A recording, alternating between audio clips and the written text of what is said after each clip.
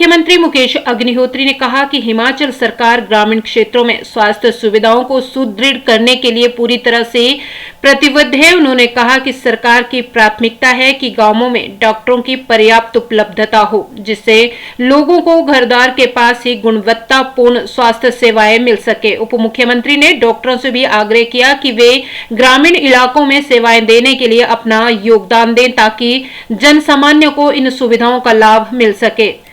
हरोली अस्पताल में करीब 50 लाख रुपए की लागत से स्थापित अत्याधुनिक एक्सरे और अल्ट्रासाउंड मशीनों के लोकार्पण के अवसर पर आयोजित जनसभा में उप मुख्यमंत्री ने ये बात कही। उन्होंने बताया कि हरोली अस्पताल को 50 से 100 बेड का अस्पताल किया गया है और यहां 13 डॉक्टरों की सेवाएं उपलब्ध करवाने का प्रयास किया जा रहा है। इसके अलावा अस्पताल के नए भवन के निर्माण पर लगभग 8.5 लाख रुपए खर्च किए जाएंगे। कार्यक्रम में उप मुख्यमंत्री ने अस्पताल को स्वर्गीय प्रोफेसर सिमी अग्निहोत्री के नाम पर एक अत्याधुनिक एम्बुलेंस देने की घोषणा की। इसके साथ ही उन्होंने पूर्णतः स्वचालित एनालिसिस और सेल काउंटर स्थापित करने की घोषणा की। जो है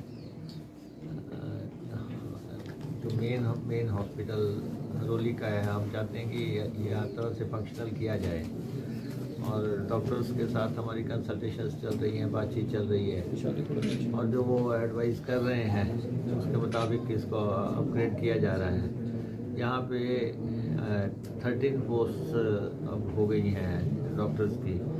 इसमें पे 2-3 डॉक्टर रहते थे तो ये भी PSC CSC की तरह चलता था। तो अब कम से कम हर कॉन्स्टिट्यूंसी में एक ऐसा हॉस्पिटल हो जिसमें डॉक्टर्स अवेलेबल हों, उस नीति पे हम चल रहे हैं। तो उसी में हरोली में भी इस एट प्रेजेंट 8-9 डॉक्टर हो गए हैं और खासतौर पे जो चाइल्ड स्पेशलिस्ट की मांग आती है या हमारे पास लेडीज़ के लिए डॉक्टर गंगाइनी की मांग आती है, वो इसमें अवेलेबिलिटी है यहाँ डॉक्टर की। और आज का समय तो ये है कि यहाँ पे नया अल्ट्रासाउंड स्थापित किया गया है और नया एक्सरे स्थापित किया गया है। लगभग 45-50 लाख रुपए लगा के यहाँ पे ये दोनों फैसिलिटीज़ कायम हुई हैं, क्योंकि एक्सरे यहाँ पे बहुत पुराना था, 25-30 साल पुराना था, तो रिप्लेसमेंट मांगता था, तो इसलिए उसको रिप्लेसमेंट की है। और अल्ट्रासाउंड के भी अब मेरे को लगता है ज़िला में एक ही है जहाँ पे ऑपरेटर है, तो ये आने वाले समय में लोगों के काम आएगा। और सेकेंडली इस हॉस्पिटल को हम एक्सपेंड करने जा रहे हैं। इसका सिविल पार्ट भी जो है, इसका बिल्डिंग पार्ट भी जो है उसका प्लान बन रहा है ताकि 8.5 करोड़ के रुपए के आसपास का उसका एस्टिमेट शायद बना है।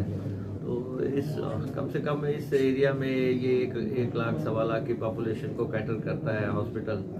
तो PSC CSC जब खोलते हैं, ठीक है, वो गांव की ज़रूरत है, लेकिन एक जो सिविल हॉस्पिटल है वो हमारा, उसमें कोई कमी ना रहे, उसके लिए काम कर रहे हैं। मुकेश जी, बात की जाए नेता प्रतिपक्ष का एक बड़ा बयान आया, उन्होंने कहा कि अगर भाजपा की सरकार होती तो UCC लागू कर देते। देखिए, नेता प्रतिपक्ष को मैं ये कहना चाहता हूँ, अगर भाजपा की सरकार होती तो कर्मचारियों को OPS ना मिलती। Thank you. 9 years ago, Super Magnet Group took the first humble step towards reinventing school education by establishing a school to cater the need for fastly changing scenario in education. With just 5 students, the journey started through culmination of 3 young minds. Engineer Shagundar, Mrs. Vatika Sood and Mr. Amit Kapil has blossomed into a thriving educational group having more than 1000 students. At Super Magnet, we believe that our learners, they are not only children, but they are young adults and they are growing at a very fast rate. We are introducing AI as a part of our curriculum. Super Magnet has helped me to develop my collaboration skills, learning skills and refined set of abilities.